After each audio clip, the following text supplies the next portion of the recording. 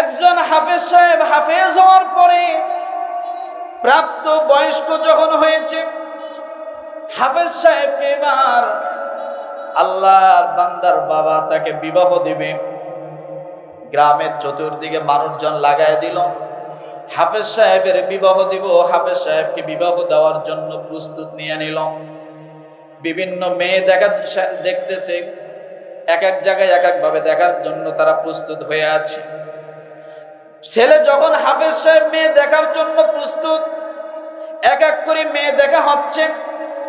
একজন মেয়েকে দেখে পছন্দ হয়েছে, বিবাহের জন্য দিন তারিখ সব ঠিক করা হলো। মেয়েটাও খুশি হয়ে গেল যে আমি একজন হাফেজ স্বামী পাবো। কিয়ামতের ময়দানে হাফেজ সাহেব যখন জান্নাতে ওঠার জন্য একটা করে আয়াত পড়বে, ওই দিন আমি যেন হাফেজের স্ত্রী হয়ে তার জামা ধরে ওই জন্য আমি তার সঙ্গে উঠতে পারি। বলেন সুবহানাল্লাহ। আর আজকের সমাজে তো হুজুর দেখলে মনে করে হুজুররা খাওয়াবে কি, কথা ঠিক কিনা? হুজুররা না খেয়ে আছে, কথা বলে না খেয়ে আছে। আল্লাহ যখন দুনিয়াতে পাঠাইছে, রিজিক কে দিবে? অন্তত গলায় পাড়া দিয়ে আল্লাহ হাফেজ সাহেবকে দুনিয়া থেকে খতম করবে না। এগুলো তো এখানে তো শহর, গ্রামে গঞ্জে। পরশুদিন এক জায়গায় গিয়েছিলাম একটা প্রোগ্রামে, জিজ্ঞাসা করলাম ইমাম সাহেবের বেতন করুন, সারা বছর মিলিয়ে 14 মণ ধান। কয় মণ? 14 মণ ধান সারা বছর মিলিয়া। তা মাসে কয় মণ করে পড়ে? 1.25 মণও তো ভাগে পড়ে। তো তারপরও আল্লাহ কিন্তু তাকে কি না খাওয়ায়া ওটাতেই সন্তুষ্ট। কেন জানেন? কারণ ওই 14 মণ ধানটা মাকসাদ না, ওই 14 মণ ধানে আরো আল্লাহ তাআলা এত পরিমাণ বরকত দেয়, 44 মণ ধানের কাম হয়ে যায়। না হলে তো চলতে পারতো না, কথা ঠিক না? ও মুসলমান, হাফেজ সাহেবের বিবাহ ঠিক হয়ে গেল, দিন তারিখ ঠিক হয়ে গেল, তারা সমস্ত বিবাহের আয়োজন কমপ্লিট করতেছে। হঠাৎ করে হাফেজ সাহেব একটা রোড অ্যাক্সিডেন্ট হওয়ার কারণে, চোখে আঘাত প্রাপ্ত হওয়ার কারণে চোখ দুটো অন্ধ হয়ে যায়। কি হয়ে যায়? চোখ দুটো অন্ধ হয়ে যায়। এবার হাফেজ সাহেব নিজের দিক থেকে বিবাহ প্রত্যাখ্যান করলো, কারণ ওই মেয়ে আমাকে তো অন্ধ, আমি অন্ধ হয়েছে, আমাকে নাও নিতে পারে, কথা ঠিক কিনা? হাফেজ সাহেবের মনটা ছোট হয়ে গেল। ওয়া হুদাম ওয়া রাহমা, কোরআন কেমন রহমত! আপনি পাক্কা নিয়ত করেন এখানে বসে, আল্লাহর কাছে এক্ষুনি নিয়ত করে মেসেজ পাঠায় দেন, রব্বুল আলামিন কোরআন যদি সত্যি রহমত হয়, আজকে কোরআনের মাহফিলে আসছে, আমার আপনার যতগুলো সমস্যা আছে সব আল্লাহর কাছে তুলে ধরেন। মনে মনে মেসেজ পাঠায় দেন, আল্লাহ তোমার কোরআন শোনার জন্য আসছি, আমার সমস্যাগুলো আপনি সমাধান করে দেন। হাফেজ সাহেব নিরাশ হয়ে গেছেন, কারণ আমার চোখ দুইটা অন্ধ, আমি কিছুই দেখি না। বিবাহ প্রত্যাখ্যান করে দিল। এবার মেয়ের দিক থেকে তারাও চিন্তা করলো, অন্ধ ছেলের কাছে আমরা বিবাহ দিব না, আমার এত ভালো মেয়ে। কিন্তু মেয়েটা যখন জানতে পারলো ছেলেটা অ্যাক্সিডেন্ট হওয়ার কারণে চোখ অন্ধ হয়ে যাওয়ার কারণে মেয়েটার বিবাহ ভেঙে যাচ্ছে, মেয়েটার কানে যখন আসলো বিবাহ ভেঙে যাচ্ছে, এমন সময় মেয়েটা তার দাদির কাছে যে কান্না করে দিয়ে ডাক দিয়ে বলে, দাদি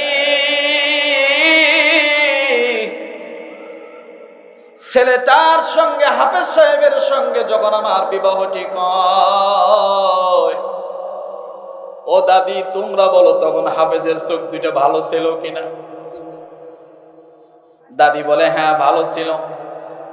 এবার মেয়েটা ডাক দিয়ে বলে, দাদি যে চোখ দিয়ে আমাকে দেখেছে, আমাকে পছন্দ করেছে, আমিও তাকে পছন্দ করেছি, যে স্ত্রী হিসেবে আমাকে গ্রহণ করেছে, পছন্দ করেছে, বিবাহর দিন তারিখ ঠিক হয়েছে, দাদি গো তুমি আব্বাকে একটু বুঝে বলো যাতে আমার বিবাহটা ক্যান্সেল না করে। আরো আসতে বলে। দাদি আশ্চর্য হয়ে গেল। এই যুগের মেয়েরা ছেলেদেরকে কতভাবে বেছে নেয়, বাঁচতে বাঁচতে এমন বাঁচে বাঁচে বাবাখোর, ইয়াবাখোর, জুয়াখোর সব ভাগে পড়ে। হাতে ব্রেসলেট না থাকলে ছেলেরা মেয়ে ছেলেকে পছন্দ করে না। মাথার চুলের কাটিং, মুরগি কাটিং না থাকলে মেয়েটা ছেলেকে পছন্দ করে না। এটা কোন মেয়ে? ছেলের চোখ অন্ধ হয়েছে। এরপরও দাদির কাছে কান্না করে বলতেছে, দাদি গো, যে দুইটা চোখ দিয়ে আমাকে দেখেছে, আমি অন্য ছেলের সামনে আর আমি যাব না, আমি আর অন্য ছেলের কাছে যাব না। কিন্তু দাদি তার ছেলের কাছে বলবে সাহস পাচ্ছে না। তারপরও রাতের বেলা যখন খাইতে বসছে, ডাক দিয়ে বলতেছে, বাবা আমি একটা কথা বলি তোমার মা হয়ে। বলে, মা কি বলবেন বলেন। এবার ডাক দিয়ে বলে, বাবা তুমি যে হাফেজ ছেলের সঙ্গে তোমার মেয়ের বিবাহ ঠিক করেছো। বলে, হ্যাঁ। এখন কেন ক্যান্সেল করতেছো? এবার মায়ের সন্তান ডাক দিয়ে বলে, মা ছেলেটার তো দুইটা চোখ নষ্ট হয়ে গেছে, অন্ধ হয়েছে। এবার মা জনম দুঃখিনী ডাক দিয়ে বলে, বাবা তোমার মেয়ে যদি অন্ধ ছেলের সংসার করে, তুমি সন্তানের কোনো সমস্যা আছে কি? এবার মেয়ের বাবা আশ্চর্য হয়ে গেল। মা কি বলে, আমার মেয়ে নাকি অন্ধ হাফেজ ছেলের সংসার করবে? বলে, হ্যাঁ। ছেলে এবার আশ্চর্য হয়ে গেল।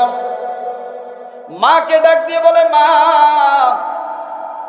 আপনি আমার মেয়েকে বলেন, আমার মেয়ে যদি সংসার করে, আমার এখানে মত নাই, তারপরও মানুষ কি বলবে যে অন্ধ জামাই পেয়েছে, কথা ঠিক কিনা? অন্ধ জামাই পেয়েছে এই কথা মানুষ বলবে। আমার এত ভালো মেয়ে, একটা অন্ধ ছেলের কাছে দিয়ে তার জীবনটা কেন আমি নষ্ট করবো? আমি চাই না। এত কথা বলার পরও মেয়ে কান্না শুরু করে দিল। বারবার ডাক দিয়ে বলতেছে, আল্লাহ, যার ভিতরে আপনার কালাম রয়েছে মালিক, যে চোখ দিয়ে আমাকে দেখেছে, স্ত্রী হিসেবে তার পছন্দ হয়েছে, বিবাহের দিন তারিখ সব ঠিক হয়েছে, এই বিবাহ ভেঙে গেলে আমি অন্য ছেলের সামনে আবার যাইতে হবে। হয়তো ওই ছেলে পছন্দ করবে না, আর এক ছেলের সামনে যাইতে হবে। আয় আল্লাহ, আমার বাবার মনটা নরম করে দাও। আমি তোমার কালাম যে ছেলের বক্ষের মধ্যে রয়েছে, ওই হাফেজ কোরআনকে আমি স্বামী হিসেবে গ্রহণ করে নিলাম। এ যুগে এখনো রাবেয়া বসরি আছে না? কথা বলে, এখনো রাবেয়া বসরি আছে, এখনো অনেক আল্লাহওয়ালা মা রয়েছে, আছে না? ও মুসলমান, একজন হাফেজে কোরআনকে আপন করে নেওয়ার মর্মটা কি? আল্লাহ তাআলা বলেন সূরা নাহলের 89 নম্বর আয়াতে আল্লাহ বলেন, ওয়ানাজ্জালনা আলাইকাল কিতাবা তিবয়ানাল লিকুল্লি শাই ওয়া হুদাও ওয়া রাহমাতাও ওয়া বুশরা লিল মুসলিমিন। কোরআন কেমন রহমত, এটা বুঝাইতে চাচ্ছি, কষ্ট হচ্ছে? কথা বলে, কোরআন কেমন রহমত, আপনি সেই রহমতের ভান্ডারে আসছেন। সুবহানাল্লাহ বলে। হয়তোবা কোনো না কোনো সময় একটা ভালো কাজ আপনি করেছেন, সেই কাজটা আল্লাহ কবুল করেছে, ওই কবুলিয়াতের জন্য আরেকটা ভালো কাজের সুযোগ আল্লাহ আপনাকে দিয়েছে। আপনি এমনি এমনি আসতে পারেননি, কথা ঠিক না? কোরআনের মহাব্বত আছে, ভালোবাসা আছে, আল্লাহর ইশারা আছে, তাই আপনি আসতে পারছেন। ও মুসলমান, এই জন্য বলি, কোরআনুল কারীম হলো একটা রহমত। কেমন রহমত? ওই যে হাফেজা মেয়েটা পিতার সঙ্গে বায়না ধরল, বাবা জীবনে তোমার কাছে কিছু চাই না, আমার বাড়ি লাগবে না, জমি জমা লাগবে না, আমার জন্য কিছু দিও না বাবা। আমার আল্লাহ আমার জন্য একজন হাফেজ কোরআন নিয়োজিত করে দিয়েছে, তাকে প্রত্যাখ্যান করিও না। ও বাবা, যে হাফেজ কোরআন তার দুইটা চোখ দিয়ে আমাকে দেখেছে, ওই হাফেজে কোরআনের সঙ্গে আমি বিবাহ বসবো, আমি তাকে স্বামী হিসেবে গ্রহণ করব। বাবা যখন দেখলেন মেয়ে কান্নাকাটি করে, ওই হাফেজে কোরআন অন্ধ ছেলেটাকে মেয়েটা স্বামী হিসেবে গ্রহণ করে নেবে। এরপরে বাবা আর দ্বিমত না করে মেয়েটার বিবাহর ফয়সালা করে দিল, ব্যবস্থা করলো, বিবাহ হয়ে গেল। ও মুসলমান, এবার স্বামী স্ত্রী পর্যায়ক্রমে প্রথম রাত্রে থাকে একটা আনন্দের রাত, কথা ঠিক কিনা? প্রথম রাত্রে থাকে একটা আনন্দের রাত। হাফেজে কোরআন তার বিবাহ সম্পূর্ণ হয়ে যাওয়ার পরে সে যখন তার খাস কামরায় চলে গেল, নিজের ঘরে চলে গেল, ওদিকে মেয়েটা আগে থেকেই ঘরের মধ্যে অপেক্ষা। এবার স্বামী হাফেজে কোরআন তার হাতে যখন মেয়েটা একটা মিষ্টির প্লেট যখন তাকে তুলে দেবে, হাফেজে কোরআন ডানে হাত দেয়, বামে হাত দেয়, এদিকে সেদিকে হাত দেয়, প্লেটটা খুঁজে পায় না। যে চোখ দিয়ে আল্লাহর কালাম দেখে দেখে পড়েছিল ইয়াসিন ওয়াল কুরআনিল হাকীম ইন্নাকা লামিনাল মুরসালিন আলা সিরাতিম মুস্তাকিম। যে চোখ দিয়ে 30 পারা কোরআন দেখলো, আজকে বিবাহর রজনীতে নিজ স্ত্রীকে আর দুইটা চোখ দিয়ে দেখতে পারে না। স্ত্রী মিষ্টির প্লেটটা হাতে তুলে দিবে, কিন্তু ডানে হাত দিচ্ছে, বামে হাত দিচ্ছে, মিষ্টির প্লেটটা পায় না। স্ত্রী এবার হাতটা ধরে প্লেটটা তাকে সামনে দিয়ে বলল, এই যে প্লেট। স্ত্রী নিজ হাতে ওখান থেকে মিষ্টি উঠাইয়া তারপরে তার স্বামীর মুখের মধ্যে উঠাইয়া দেয়। এবার হাফেজে কোরআন চোখ দিয়ে পানি ছেড়ে দিয়েছে, ডাক দিয়ে বলে, স্ত্রী, এই দুনিয়ার জমিনে কত চোখওয়ালা ছেলে ছিল, কত সুদর্শন ছেলে ছিল, তুমি কি দেখে আমাকে বিবাহের জন্য আমার সামনে আমার বিবাহের প্রস্তাব মেনে নিলা? কি করে আমাকে স্বামী হিসেবে মেনে নিলা? ডাক দিয়ে বলে, ও আল্লাহর বান্দা হাফেজে কোরআন, আপনাকে আমি শুধু দেখি নাই, আপনার ভিতরে আল্লাহর কালাম রয়েছে। ওই কালামের মোহাব্বতে, ওই কালামের ভালোবাসায় আমি আল্লাহর বান্দে আপনাকে স্বামী হিসেবে গ্রহণ করে নিয়েছি।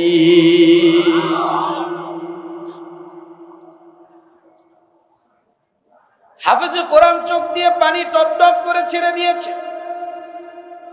স্ত্রী এবার এক বদনা পানি আগে থেকে রেডি করেছেন, এক বদনা পানি দিয়ে বললেন, স্বামী, ঘরের কোণার মধ্যে আপনি একটু আসেন, ওইখানে টুল দেওয়া আছে, টুলের মধ্যে বসেন। টুলের মধ্যে যখন স্বামীকে বসানো হলো, স্ত্রী এবার নিজ হাতে বদনা থেকে পানি ঢেলে ঢেলে দিয়ে স্বামীকে সুন্দর করে উযু একখান সুন্দর করে বানায় দিল। ও মুসলমান, কোরআন কেমন করে রহমত!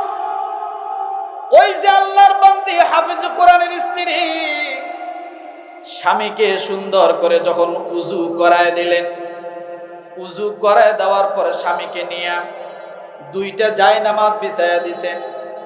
দুইটা জায়নামাজ বিছায়া দিয়া একটা জায়নামাজের উপরে একটা কোরআনুল কারীম আর রেহেল দিয়ে দিয়েছে, আর আরেকটা জায়নামাজের মধ্যে মেয়েটা নিজেই 2 রাকাত নামাজের জন্য দাঁড়িয়ে গেছে, সিজদায় পড়ে গেছে, আল্লাহকে ডাক দিয়ে বলে, আল্লাহ,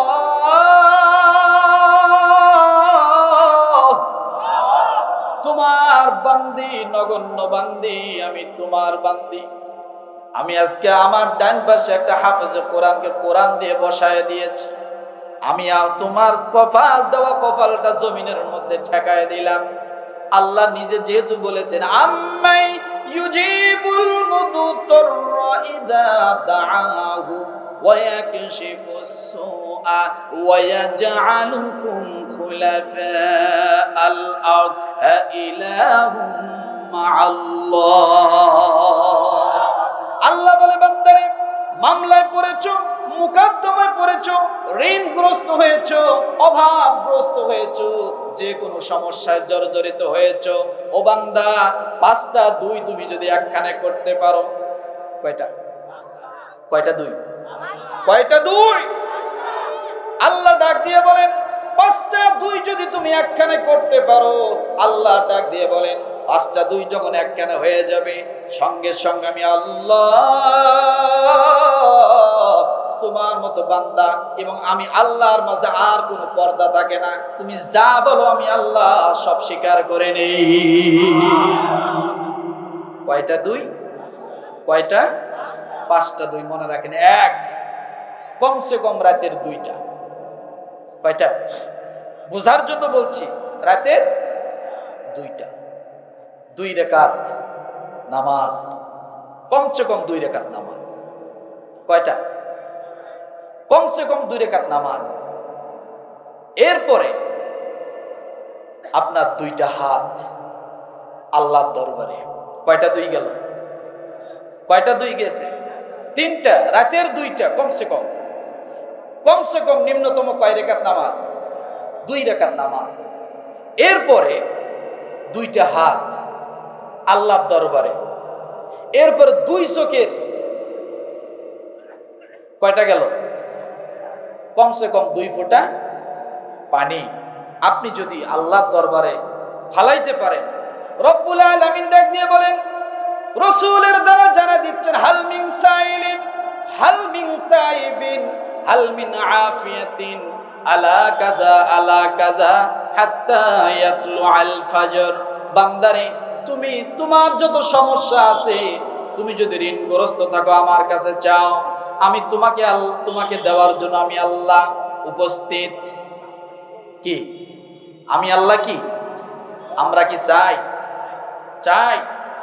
যে কোনো সমস্যায় পড়েন কার কাছে যাবেন? কার কাছে? আল্লাহর কাছে। এদিকে হাফেজে কোরআন কোথায় বসা? যায় নামাজে। কি নিয়ে বসা? কোরআনুল কারীম। তার বাম পাশে কে? বাসর ঘর রাতের স্ত্রী। প্রথম বিছানায় থাকার কথা আছে কোথায়? যায় নামাজে। ও মুসলমান, শেষটুক তো এখনো বলি নাই, বলছি, কথা বলেন। তাহলে একজন হাফেজে কোরআনকে ভালোবাসতেছে কে? আল্লাহ। আপনি যদি ভালোবাসেন, আল্লাহ আপনাকে, কথা বলেন, আমরা কে কে আল্লাহর ভালোবাসা চাই? জোরে বলেন। ইন্নাল্লাযীনা আমানু ওয়া আমিলুস সালিহাতি সায়াজআলু লাহুমুর রাহমানু বুদ্দা। আল্লাহ বলে, ঈমান আনো, আমলে সালেহ করো, আমি আল্লাহ ভালোবাসা দেব। কে ভালোবাসা দিবে? তাহলে আল্লাহর ভালোবাসা পেতে হলে আল্লাহ যে জিনিসগুলোকে ভালোবাসে সেটাকে ভালোবাসা দরকার আছে না নাই? জোরে বলেন। আজকের এই মাহফিল সাক্ষী হয়ে থাক, বলে আমিন। আরো জোরে বলি আমিন। সর্বপ্রথম একজন মানুষ, একজন মুসল্লি, একজন ইমানদার আল্লাহর ভালোবাসায় ভালোবাসিত হয়ে এই মাদ্রাসার জন্য এই হাফেজে কোরআন আজকে পাগড়ি নিবে, এই হাফেজদের ভালোবাসার খাতিরে প্রথম পরীক্ষায় প্রথম প্রমাণ একজন ভাই দাঁড়িয়ে বলবেন, হুজুর আমি মাদ্রাসার জন্য 2,000 টাকা দিব, আপনি আমার জন্য দোয়া করেন। আল্লাহ